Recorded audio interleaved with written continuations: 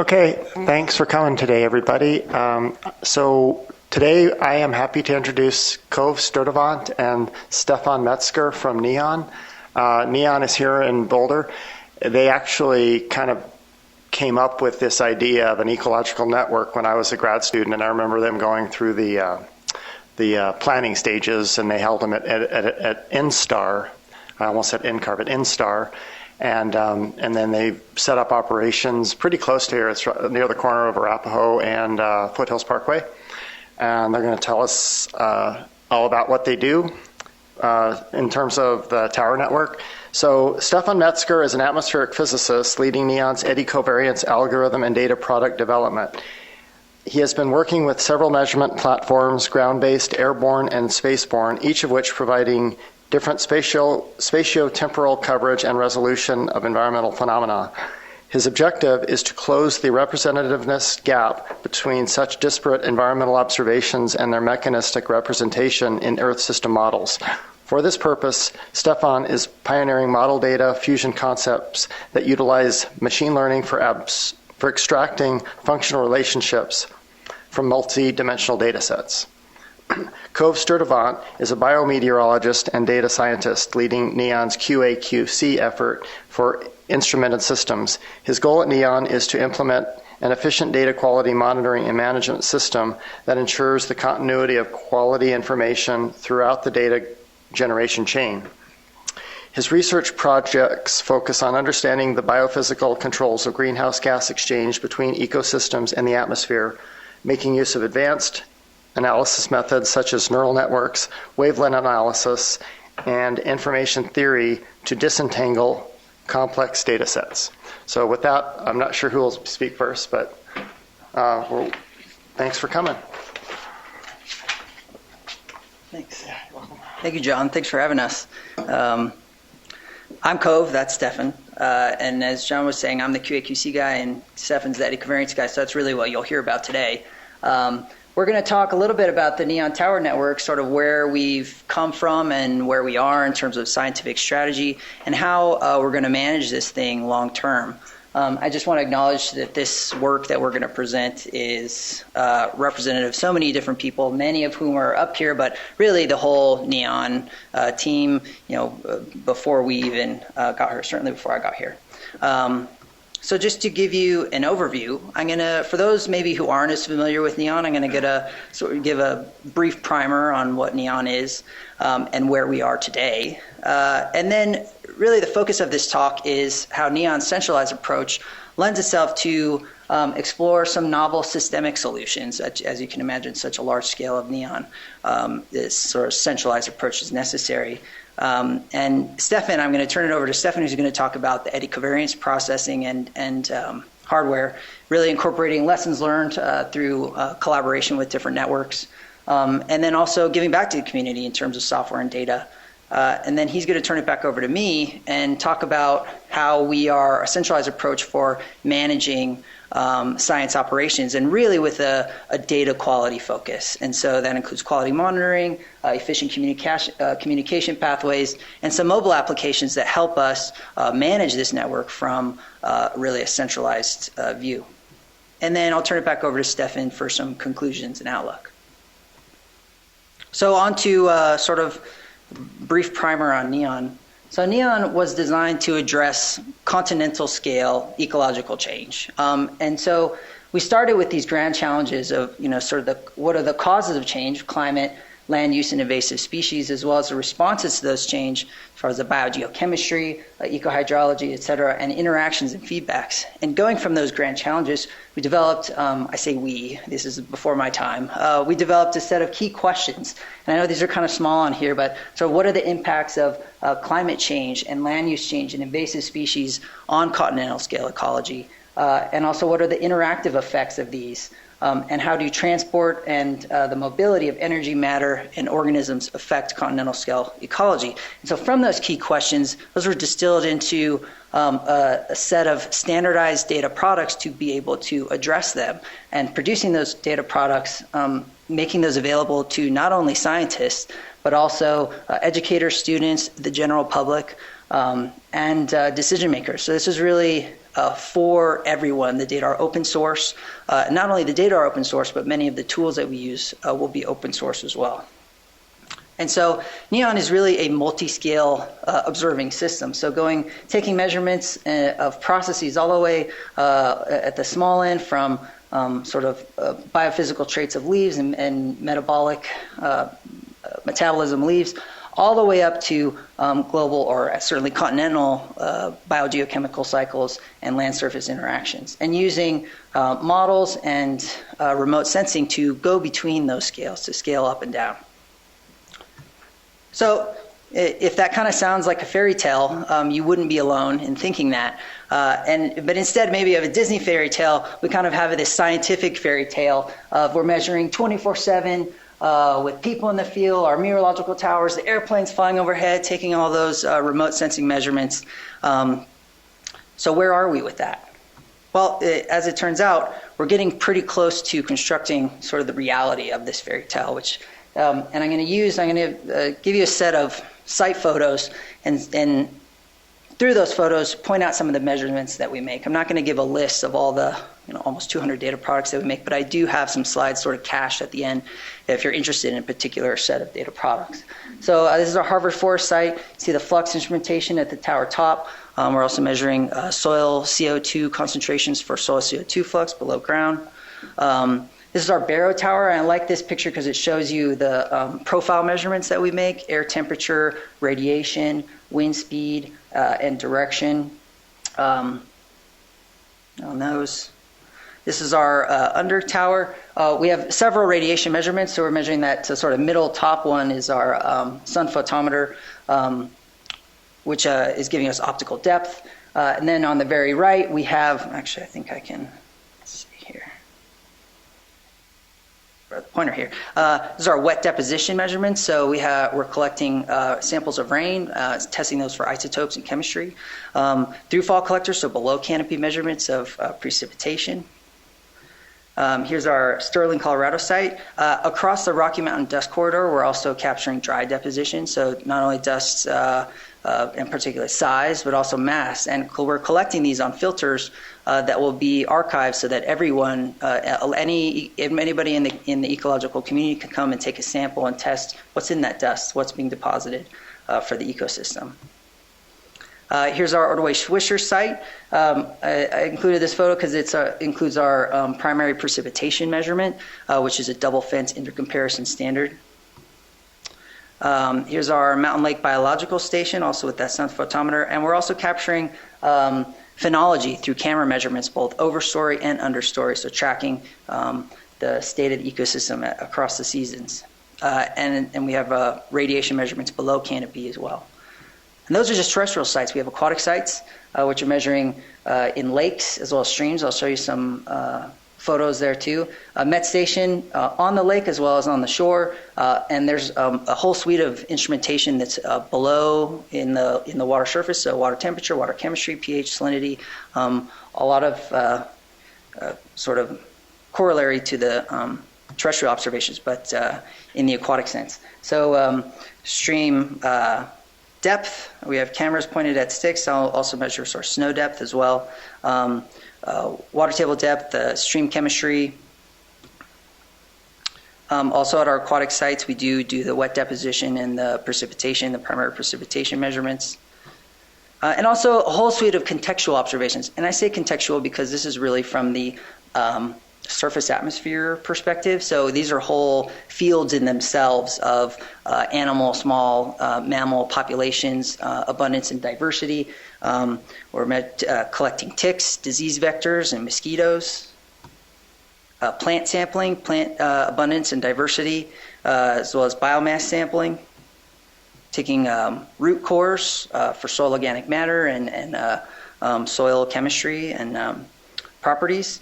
And stable isotopes in woody vegetation and leaves. And then we do have our airplane flying overhead. We have 2 aircraft observation platforms and a third on the way, I think, doing hyperspectral measurements, multispectral, LIDAR. And they fly over calibration panels that are over each NEON site. So we have a whole aircraft campaign that goes on all summer. appropriate to each site. And so what this turns out to is 81 field sites in 24 states and almost 200 data products. And where are those field sites? They're distributed across the United States, including Alaska, Hawaii, and Puerto Rico. And according to an analysis from Hargrove and Hoffman in 2004, the United States has been separated into 20 ecoclimatic domains using multivariate clustering. And so we have a core site in every domain, and that's really to capture the wildland conditions. And then we're pairing those with 1 to 2 relocatable sites that capture that sort of environmental gradients or areas that are important to addressing those grand challenge questions. And so just some implications of separating the United States or sampling, doing this sort of top-down network versus a bottom-up. This is the AmeriFlux network. You can see pretty well representative of the United States.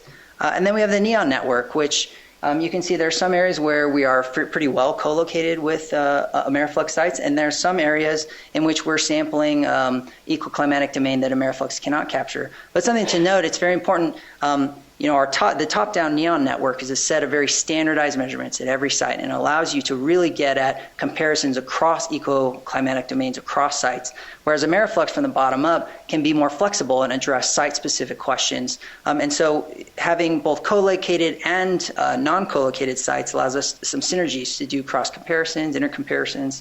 But something that's a benefit of having a top-down network that has been dropping sites in these multivariate clustered ecoclimatic domains is this is a study that's just came out looking at the ability of the networks to detect extreme events. And you can see with the AmeriFlux network, let's say we're at a particular location with 100 detection rate with 128 sites.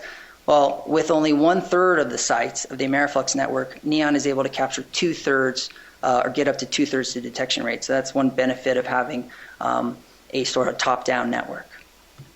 So at this time, I'm going to turn it over to Stefan to talk about some of our novel systemic solutions, and Stefan's really going to talk about the eddy covariance.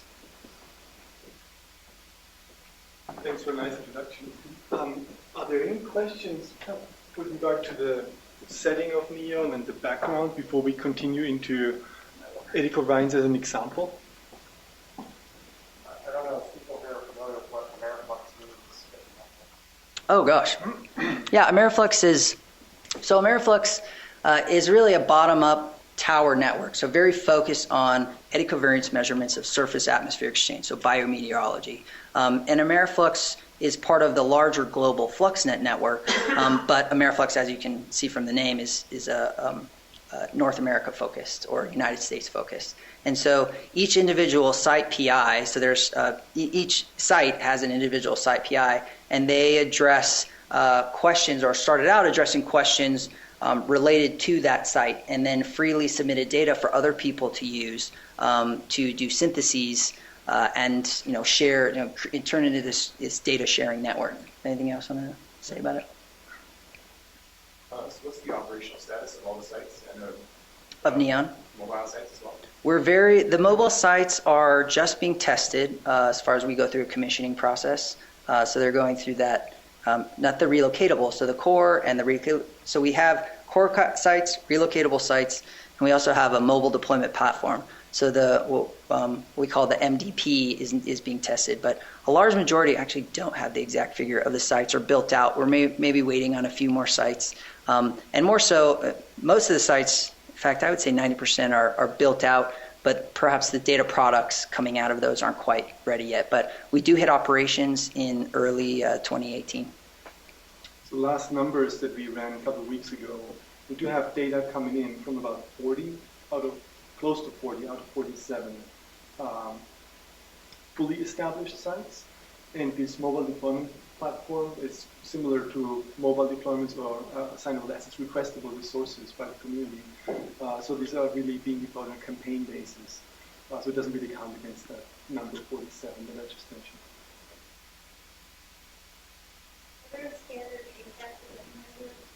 Yes, CO2, water vapor. We also do have a storage exchange system, which is pulling in CO2 and water vapor, but also the isotopes, oxygen and water isotopes. Miss any? I don't think so. No, I think that's it. Yeah. Okay. I'll turn it over to Stefan. All right, there you go. Thanks again, Cove.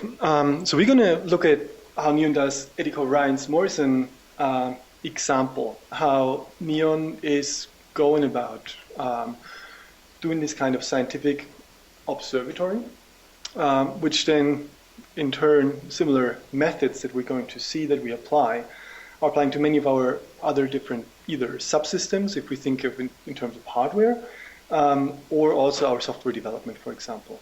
And so to get things started, and we do have the pointer here, we're not trying to reinvent the wheel. We probably end up doing that several times, but we're also trying to get into a feedback loop with what's already being done in the community and what we can learn. And so I think very indicative of that is our currently pretty much strengthening relationship with some of the existing networks, such as AmeriFlux, ICOS, LTER, TER, and similar. On the other hand, the approach of NEON, its centralized approach, so Cove introduced bottom-up versus top-down in a way, so the centralized top-down approach, it also lends itself to explore some novel systemic solutions, and we're going to look at some of those in both the hardware and the software domain. By doing so, we hope to bring ourselves in a position where we can not just consume what's already being done out there, but to also start giving back. And so what Cove has already been showing, boots on the ground, wings in the air. So these things are actually happening. They are real. They are becoming real to a remaining small fraction. We're going to look at some hardware, software developments, how we go about these, the resulting data products that will be available to you, and in the very end also educational resources. And so the idea is really here to synergize ongoing efforts across science communities. And so let's start with hardware.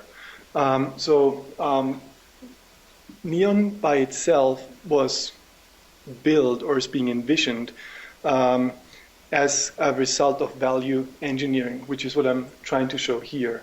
We're not trying to get into an area where the explained variation of a particular variable, for example, that we're after, or a particular hypothesis testing is approaching the unbounded expense. But we're trying to be in an area to cut off our efforts and our spending of resources at a point where we gain a sufficient amount of knowledge, which kind of ties into that whole ecoclimatic domain concept that Cove also introduced.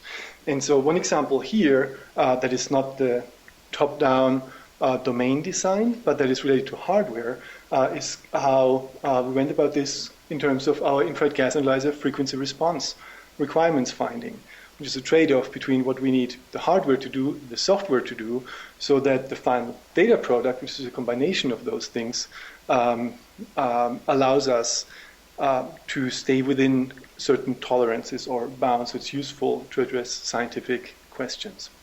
And so this is actually something we did together with Shaw Burns, Peter Blankenitz, you see here at the Narwood Ridge AmeriFlux Tower. So we added some new instrumentation to the already existing instrumentation on the AmeriFlux Tower. We went through different procedures of tuning, of heating, intake tube, rain cap, and so forth in order to figure out what's reasonably doable on the hardware side to get close to our requirements. This then, in fact, went back to the community in part because we had then co-authors and collaborators at LTER as well who were able to use some of that information to now provide an off-the-shelf product that incorporates some of these lessons learned. And with that, even the elk was happy on the side. I think, Sean, that was your picture probably. Where's this at? This was right at the trailer, right? Sean? Yeah, it's at Narwood Ridge. Oh, okay, thanks. So this is with regard to the hardware, or an example for the hardware developments. At the same time, we're also developing software that are not intended to be black boxes and be run solely on big clusters and servers, but that are accessible to the community, to you. And so we're building on the R language for that purpose. We have several R packages, so these are essentially software libraries that we provide, coded up. Two of them are already publicly available, and several others are currently stashed to be disseminated with the remaining data products in early 2018. And what that allows really anyone to do is to create their own workflows without having to code or recode all the heavy lifting components, which are provided as definition functions, which is on the little flowchart here, kind of the blue entries, so very nuclear pieces. How do I do a Fourier transform with tapering, for example, and detrending or whatever kind of specific subsettings you'd like to apply. And then in orange, the wrappers around that, which several particular combinations of definition functions are easily made accessible for you to call this sequence, and then entire workflow templates where you can say, okay, let's try this out. I use a NEON workflow to process my eddy-covariance data, and then I substitute my own, or I change it, individual pieces, so it more addresses my own hypothesis testing, for example. And to make that truly accessible to all of us, what we do is to not just provide the R packages, but we also make sure that all the underlying dependencies are resolved. And how that is done is we are compiling the R package into, if you want, so a shipping container system. It's called Docker. It's also used at NCAR, actually. I think in the airborne fleet, at least, probably in other places as well. And so what happens is we're compiling these things, our own packages, eddy-4R, but also other community developed packages into, if you want, so a mini virtual machine that, however, is actually pretty smart. It doesn't have all the processing overheads as a normal virtual machine, that anybody can run either on their laptops in the airplane and doing some development there, or over quite sizable clusters, as we do at NEON to do the operational near real-time processing. And so the actual container or images are available over the web and folded into a development and operations cycle, where I'm trying to use that pointer here again, where underlying scientific or algorithmic recipes, if we think about journal articles and papers, oftentimes we exchange on our ideas and our suggestions for how certain things should be processed in terms of our papers. So those are being curated together with NEON Science into executable code, which is hosted on GitHub. Every time we do this, that we're adding something to this code base, a new container, a version-controlled container, is being built and is immediately available either to the NEON near real-time processing pipeline, but just as well to anybody else who'd like to use it for their own purposes and processing. And so this here is a baseline comparison where we're simply showing this thing works and it is traceable to community standards, such as here the EddyPro software, where we attain excellent agreement by either using a more black box or pre-compiled approach, or the modular workflow approach that I was presenting with eddy-4R. And so the nice thing is, it doesn't have to stop here. So the whole system is extensible. And in my next slides, what I'd like to show is one aspect that we are currently working on, an example of how such extensibility is usable to address critical scientific questions that are plaguing many of us if we're not only thinking about energy fluxes and CO2 fluxes, but also PVOC fluxes and fluxes of other chemicals. And so what I'm showing here in a very brief rundown is that with regard to our flux measurements, what we really obtain is more of a Lagrangian representation of the surface atmosphere exchange of an ever-changing patch of surface, depending on wind direction, depending on stratification, and depending on all sorts of things. That's even different among our different tower levels. However, if you want to follow the continuity equation, what we actually need to be able to do is to equate these observations that are distributed in time, and as we can see here, distributed in space. We need to be able to equate them with each other. However, they all represent different surface patches and different, if you want, so Lagrangian control volumes as indicated here. So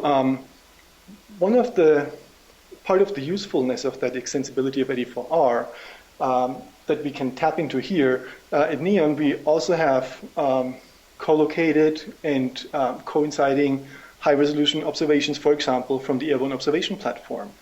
We can fuse this with MODIS data, with Landsat data, and so forth, can do the whole downscaling part, then extract relationships between surface and meteorological properties and what the flux tower actually sees. And this is the part where machine learning is coming into play in order to be able to map a control volume that is much more regular and stationary and actually fulfills underlying assumptions of the eddy-covariance theory. And so if we do that, which I'm going to show you an example. So we actually see here this is done for the storage term, so to map the actual control volume here. On the left-hand side, on the right-hand side, we see the projected turbulent heat flux. You see a heat map of the turbulent flux on the bottom. That's the changing colors.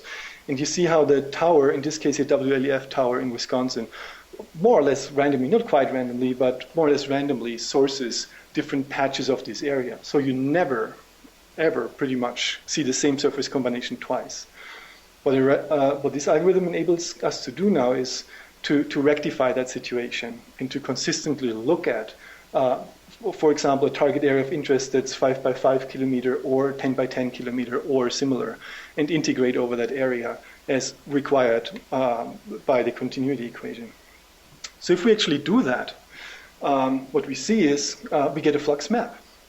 We get a net ecosystem, net surface atmosphere exchange flux map, and application examples that we already identified and were approached on is the near real-time capability of this pipeline, of this eddy-4R Docker-based concept in general. So we're processing data with a turnaround of about 1 week to 1 month once this thing is fully rolled out.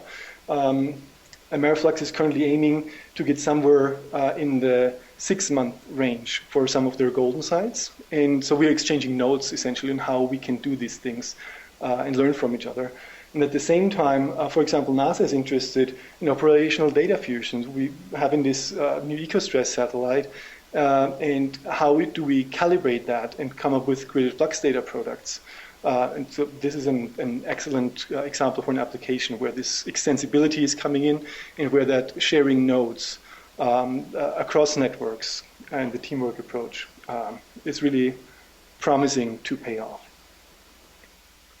Now, let's bring that back up a little bit from the very flux-heavy type slides that we've just seen. Cove was already introducing contextual data, so data from adjacent scientific fields that can mutually support each other. And so I wanted to highlight again that at NEON, these are the sampling of all these different types of data is cross-coordinated, and all of that is available through the central NEON data portal, also through an API interface. And by the way, that API interface is accessible through R and is already compiled in the Docker that you can use. We don't stop here. So we don't stop with the data portal. We indeed work closely with existing networks throughout. So one example here, I think it's by this point it's more than a pilot. We do work on to attain global interoperability of the observations on our sites. This is again an example from the flux perspective, so the atmosphere exchange perspective. So we're working on, we have ingested data, flux data and meteorological data from our first NEON site into the AmeriFlux network. They have done their QA/QC checks on it and so forth. And so we're actually doing shared data hosting on some of these, and we feed back some of the AmeriFlux post-process data back into NEON with regard to gap-filled data products. So this is really an intensifying collaboration that we have here. We are currently in the process of registering additional sites, which is what these posters outline. And it even goes a step further. So we've been approached by both NSF and DOE, hey, couldn't you stick your heads together? And if NEON is flying their AOP, their airborne observation platform, at some of the NEON sites that are really close to AmeriFlux sites, wouldn't there also be synergies to be had if you identify sites that are indeed co-located to make sure we cover them and that the instrumentation on the ground is actually calibrated and running in the AmeriFlux network so that we can use these data together, or identify adjacent sites that with minimum effort could be covered by AOP as well as in vicinity sites or lower priority, which could be requested through assignable assets. And so I think with that, we are pretty much ready to head back into the QA/QC domain that Cove will continue presenting on.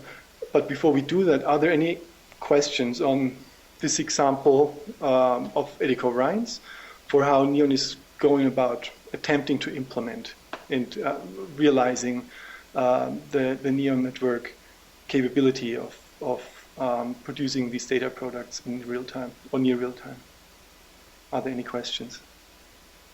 You said that if you have two sites that you can try and compare them to see how they're working together, or one compares to the other.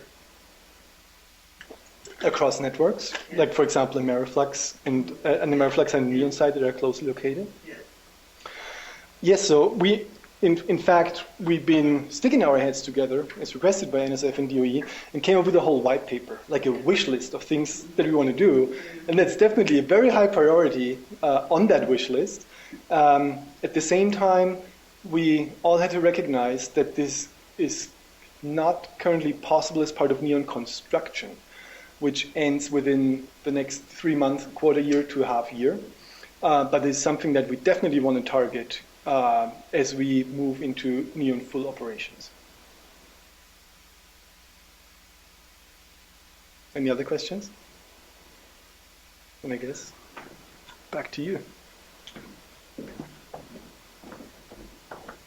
Thanks, Stefan. So I'm going to retain this sort of broadened focus and stepping back up into how do we manage the operation, these science operations of this sort of behemoth that you can think of as NEON. And I want to mention that science operations encompasses so many different things: field sampling and network IT. I'm really going to focus on how do we manage data quality? How do we make sure that we're keeping an eye on our data quality and monitoring and managing it so that users have the best data possible?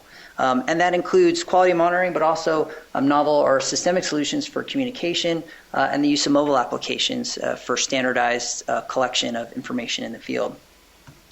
And so to do that, I'm going to show you the framework, the general data framework as it pertains to data quality. So at one end, we have the field where we're collecting measurements. At the other end, we have the NEON data portal where we're disseminating information or disseminating data. And you can think of the base architecture as all this raw data comes into our NEON cyber infrastructure, comes into our database, and it's processed with not only other measurements, but the eddy-covariance processing happens at this stage as well. And during that stage, we have some automated flagging. We're checking for range, we're checking for variability over short windows of time. One of the first things you can do to manage data quality is have regular calibration. So at regular intervals that are specified for each sensor, we are sending our sensors back to our CalVal lab, our calibration and validation lab, where they're calibrated and then sent back to the field, and those updated calibrations are put into the database. The second thing you can do is sort of standardize, so we're calibrating our instruments, you also need to care for them in the field. So we're using mobile applications to standardize the collection of maintenance information as well as guide that routine and preventative maintenance. And we're using a platform called Fulcrum, which is a commercial platform. But what's great about Fulcrum, and I'll show you a couple of apps that we've developed, is that I am not a web developer. but I can create this very complex mobile application that once I make a change online, it is disseminated immediately to all the tablets that are out in the field. And so that's one way that we are standardizing the maintenance recording. The next thing you can do is monitor your sensor health status. So, many sensors report error codes. I'm doing well or I'm not doing well. And then there's other things you can check. For example, is there enough aspiration that's going through your aspirated air temperature shield? And so what we're doing is we're taking that data that would normally does come through the data pipeline or this raw data pipeline and turn it into quality flagging. But as you can imagine, that processing takes some time, and we can't really wait 5 to 10 days to realize that a sensor has gone down, or we can't wait for that next 2-week interval where people are out in the field to realize that we have a problem. So we're fast tracking this sensor health status, which is a subset of this raw data, and into this sensor health monitoring. We're using a system called ServiceNow, but that's not terribly important. And what that does is issue an automated alert to our trouble ticket management system, which is then given out to the field or engineering. And so you have this sort of cross-team collaboration. Field techs also can issue trouble tickets from the field or back into the in the lab so to initiate and say, hey, I noticed something was this part on this sensor is going to break, or it has broken. We need a replacement. That's a very crucial component, is to monitor that sensor health status information. But on the data quality side, now get ready for it, well, we're also doing a lot of post-processing tests. And so this system builds off of the open source framework, Docker framework, that Stefan was talking about for processing eddy-covariance into kind of a benevolent big brother. So every night, I'm just going to focus on this end. Every night, a Docker container is deployed, and it's based in the R computational environment as well, that grabs process data out of the database. And it does, at this time, some very basic checks on it. So it's great that we're issuing automated flags. We're creating flags for data users, but who's monitoring that? Who's doing anything about that? So this system basically grabs data and says, for instance, how much data is flagged, and if there's too much data flagged or really reaches a certain threshold of data flagging, issues an alert to science, which then there's a application that I'll show you, also open source, but this time R, but Shiny apps that can help us, issue or receive those alerts, track down what was wrong with it, what flag was blown, and then trace issues and do something about it. Also interacting with the trouble ticket management system. So other things that we're doing in what I call these rolling analyses are looking for missing data. So for, as you can imagine, we have a processing pipeline. We need to make sure that all that data is actually being processed. So is there a timestamp for every data point that we expect? We can also do some longer-term variability checks using things like wavelets. And also check for cross-sensor consistency. So we have a lot of redundant measurements on the tower, and that's for good reason. For example, we have profile measurements of photosynthetically active radiation. Well, are those correlated to a sufficient degree? We can do some sensor consistency checks. We can also do some theoretical validations, like, is solar noon actually at solar noon? Do we have a time shift problem? Things that are sort of these post-processing checks to make sure that we're catching data issues before a user says, hey, I've downloaded a year of data and it all looks like crap. So when this Docker job that kicks off every night, grabs data, it issues a report every night. And then that report is also gleaned, or in this application, this quality monitoring application that I'll show you, that report is looked over for alerts and issues essentially an alert to science, which says, hey, you need to take a look at this issue. Another thing that we're implementing is what's called a data quality trouble ticket. So NEON, as you can imagine, this distributed observatory, this huge thing, you also have distributed personnel. So where you have a typical, in a typical university lab, for example, you'd have a grad student who's going out, setting up the instruments, going out there and cleaning the instruments and maintaining the instruments, and then they're also going and processing the data. Well, that is definitely not the case at NEON. And so we have field personnel, we have personnel at headquarters, personnel in engineering. So we need to establish communication pathways, whereas none really have needed to exist before. So really maintaining that continuity of quality information. So a tech can issue a trouble ticket to science that says, hey, I was out in the field and I came upon my radiation sensor and it was obviously some hawk, as people in the field know, love to eat their snacks right on top of your highest point on your tower, which can be your radiation sensor. So you come out there and your sensor is just disgusting, right? Well, radiation goes from 0 to 1,000 watts per meter squared every day, so our automated flagging is not going to catch that. So they can issue a trouble ticket, data quality trouble ticket to science, who then, through this application, can review data and decide whether that needs to be manually flagged. So we've implemented a new flag called the science review flag. And what that does essentially is our flagging system is hierarchical. So we run a lot of different quality tests. And each of those quality tests issues a report. It says it's a good or it's bad. And then those quality tests are then funneled up into the final quality flag, which is a go, no-go for users. And so what the science review flag does is say, we're going to edit that final quality flag, and that's also a flag in itself. So there's a couple different download packages that you can get from the NEON data portal. You can get the basic package, which just includes the data and the final quality flag, or you can get the expanded package, which gives you all of that quality information. So you'll know, hey, this data was looked at by scientists and determined to be bad or determined to be good. And so that science review flag is really intended to modify the quality flag based on known conditions in the field. And so now I'm actually going to show you demo some of these. And I want to point out that these tools, these systemic solutions, especially the quality monitoring, these are still in development. And so if you have any ideas or suggestions, feel free to, we'd love to collaborate and have some ideas based on your experience. And, in preparation for this talk, I created a bunch of screenshots, but I was able to get network connection, so I'm going to talk directly to this app in case it works. If not, we'll come back to the presentation and look at the screenshots. But it's much more fun to interact online. So there we go. And I haven't been kicked out, so that's good. So this is an internal NEON internal application. This is hosted on a VM in NEON. It is available to everyone at NEON. And if you have, I suppose, if you can get a connection into the NEON internal network, you could see this too. But I hope that that's not possible yet. So again, this is a work in progress. Down on the left-hand side, we have the menu, and what we're looking at right now is our rolling analysis tab. So this is reading that report that's issued every night, and so you can select different reports from different nights.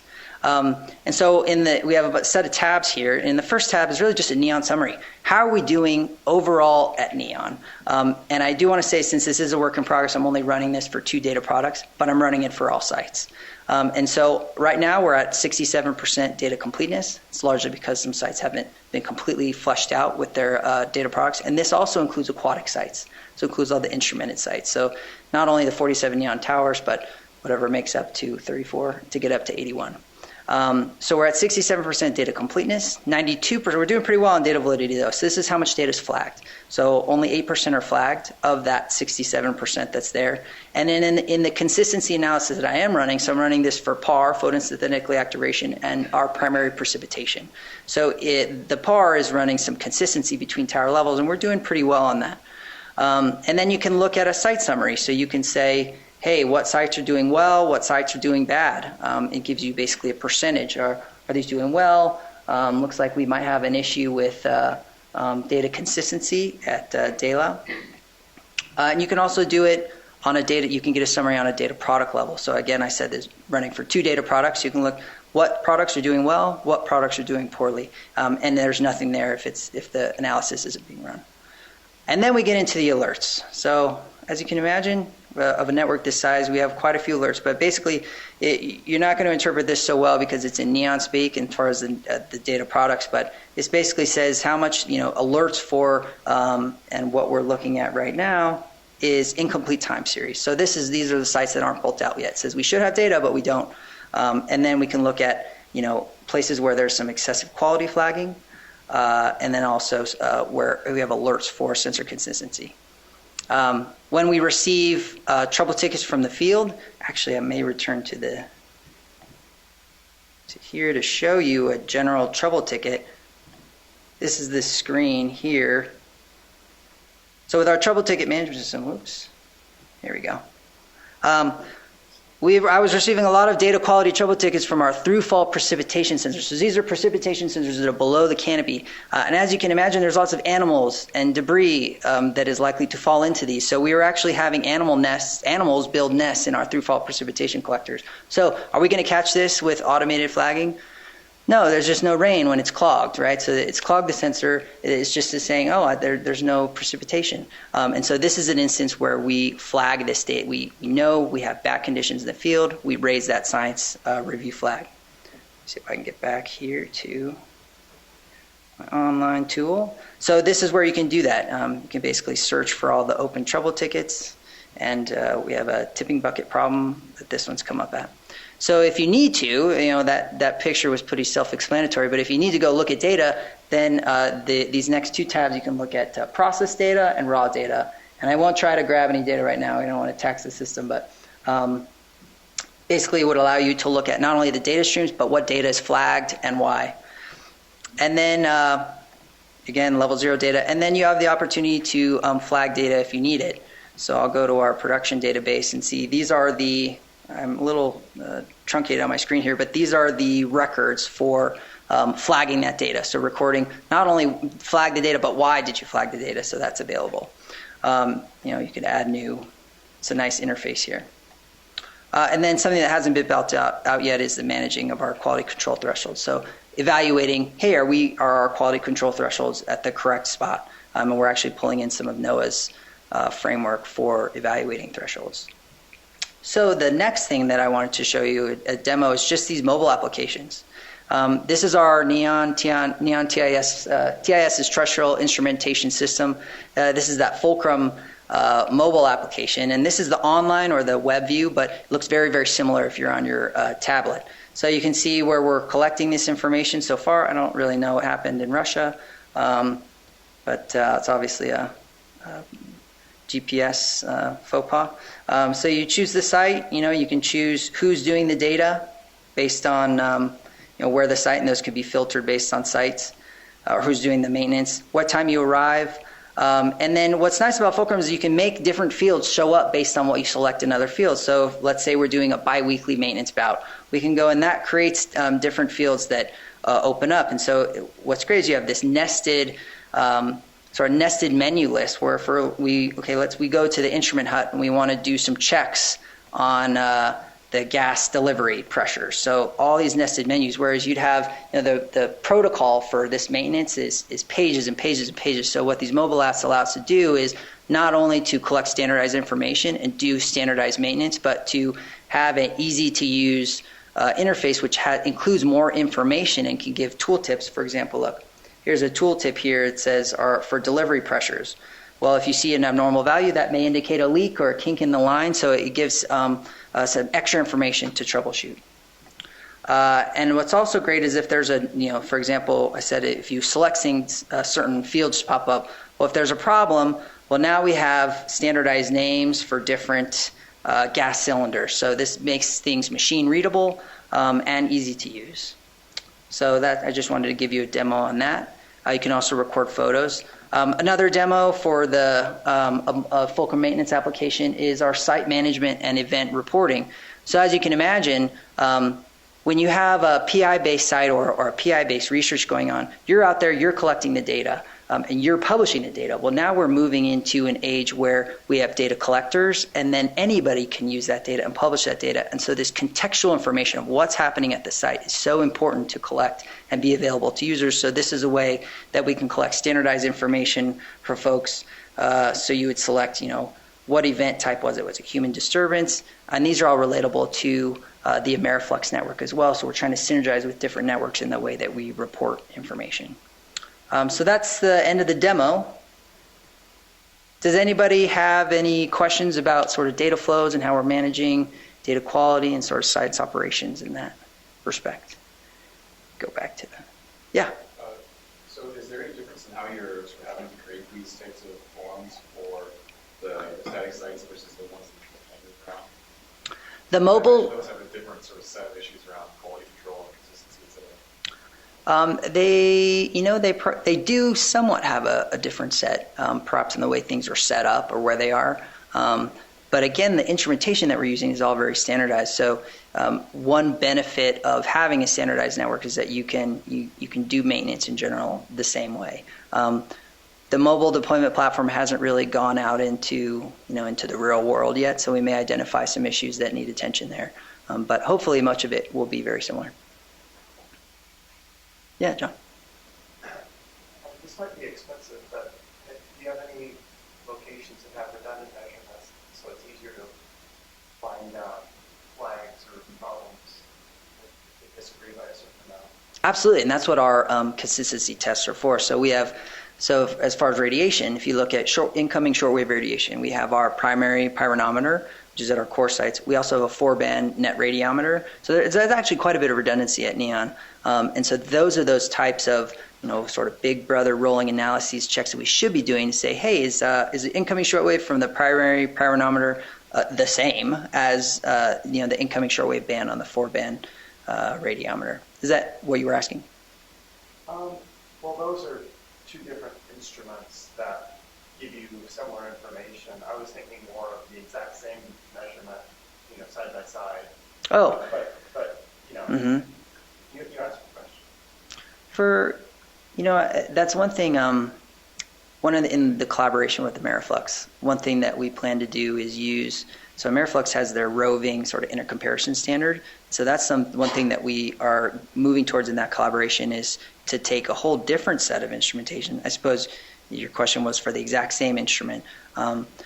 Our calibration, one thing I'll say as an aside is that our calibration and validation laboratory does a tremendous amount of uncertainty quantification. So that's where they're setting up these instruments side by side, all in the same temperature bath, for example, and saying, what's the uncertainty of these? But as far as cross-network comparisons, getting that AmeriFlux, a whole different set of information or instrumentation in there that's supposed to be measuring the same thing. That's one thing that we're pushing for in that collaboration too. All right, so I'm going to turn it back over to Stefan for conclusions and outlook here. Let me just get back all my screenshots here. Get you set up.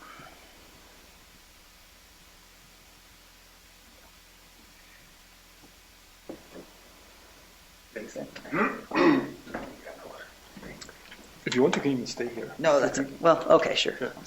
It's going to be pretty brief. So conclusion and outlook is really just to summarize and to see where we can go from here. Cove has been, during the introduction, been showing, okay, we have our boots firmly in the ground, our wings in the air. I mentioned that previously. We've been using software framework that is demonstrated to be usable, compatible, extensible beyond just flux processing, but it's also used, for example, for the science operation management that Cove has just been presenting and demoing. And it's community usable, end-to-end scientific workflows in a single R environment that anybody really can build on. The whole thing is accessible through Docker shipping container system. In case of NEON, it's being deployed in a pretty much near real-time data processing frameworks. And the idea is really to embrace our collaboration across communities, across different kind of facilities and networks through this development and operations approach, and to get it out there for people to use and to feedback. So what is in part already available and is becoming, continuing to become available, is flux data on the NEON data portal. We're working on to ramping up the interoperability efforts with AmeriFlux and FluxNet. As I mentioned previously, we actually, at this point, collaborating that closely that certain post-processing steps that AmeriFlux is performing is being, the products of that are being re-ingested into NEON, and we're publishing these together. Joint data services. At the same time, while providing a standardized and community tested and proven outlet of NEON data products through the AmeriFlux portal, it's also possible to get what Cove referred to as the expanded data sets and additional contextual information directly from the NEON portal through an API client and using hierarchical data formats. So we add rich contextual data, and Cove has also been showing a really nice graph of how ecoclimatic coverage supports what exists already in other networks and adds to it.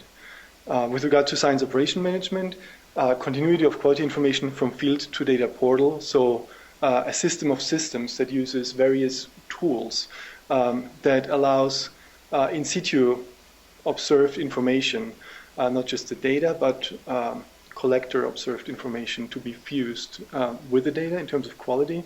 Cove has been talking quite a bit about communication pathways, which is not as naturally existing necessarily within NEON with these very clear roles and responsibilities, and we need to ensure that these roles and responsibilities also have their appropriate interfaces. And so Cove has been really done tremendous work in figuring this out, what needs to be in place for that. And last but not least, we don't want to have our records in form of emails, but a centralized machine-readable records and report system that can actually be synced, brought in sync with the actual zeros and ones that are coming off the sensors. So one last, and that's the outlook part. We've been talking about how the NEON system or the approach to an observatory network came to beer. We've been talking about hardware developments, software developments, improvements, dissemination. The last thing that we'd like to extrapolate on that is that we not only do these things, but we also provide educational resources. So we have an own educational team, communications team, that's doing all these awesome things, such as, we don't have that mouse thing anymore. Self-paced online tutorials, teaching modules. I just recently sent out something over the FluxNet list server for people to use in their classes, to teach in their classes. Data skills workshops, science videos, internships, and seasonal field work. And one of these videos actually that is on YouTube and that's being actually viewed quite a bit as we keep track is something about how does the eddy-flux method work from a very foundational basis. And so we're hoping to also educate, to provide a base layer of understanding of what these data products and all these other research products that we provide, what do they mean and how can they be used together. And there's other videos as well. That's, I think, all we got at this point. So thank you so much for having us.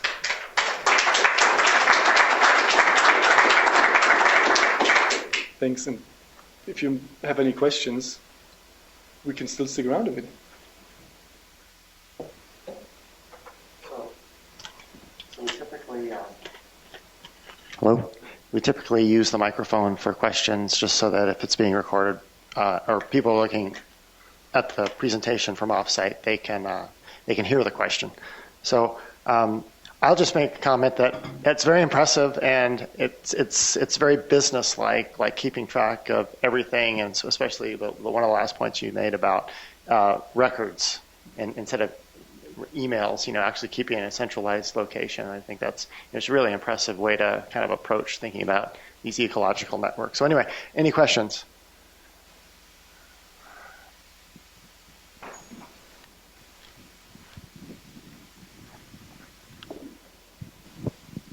Do you have any, say, advisory group or of users, or how do you interact with the user community to get their feedback? Yeah, we're actually just revitalizing our technical working groups. So early on in NEON's formation, there were very active technical working groups for these challenges. How do we measure this? How do we design this system for this? And then as we've been building it out, those technical working groups have tapered off in some senses. And so now as we're approaching operations, we're revitalizing or reinvigorating them to address the challenges of as we operate this observatory. What do we need to do to change? How could we do this better? What information needs to be conveyed to users? And so you can nominate yourself or someone else to a technical working group. And we can send John the link to do that, but you can definitely find it from the NEON website, actually. We've sent out some lists to the emails to the listservs asking for nominations, and we've actually just undergone our selection process for this coming year, but nominations are accepted at any time. So definitely we invite the community to come help us identify and tackle challenges. So if you Google NEON community input, it will bring you to that website. Do you have something like a central station where you do all the inter-comparison testing, and is that perhaps co-located with something else that involves the UE, like the Southern Great Plains, Oklahoma supersite? And there are some places where it would be wonderful to have a home for all the instruments to come back to. So there is a home for all the instruments to come back to. Every year, and Cove mentioned our calibration validation laboratory, every year the sensors are coming back to Boulder and are being swapped out. So a new sensor, freshly calibrated sensor, goes out in the field. It's being exchanged for an up to 1 year old sensor, which travels back to headquarters and is compared to primary standards. So that's what's already in place. At the same time, we do work with other networks to either do already or plan on doing such kind of intercomparisons, as I previously mentioned, as part of the AmeriFlux NEON white paper. And this is probably going to involve both networks, mobile deployment platforms, or roving systems. So the hope or the idea is to have the AmeriFlux standard visit and the NEON mobile deployment platform both visit co-located existing AmeriFlux NEON sites and have them all cross, like a four-way cross-validation essentially.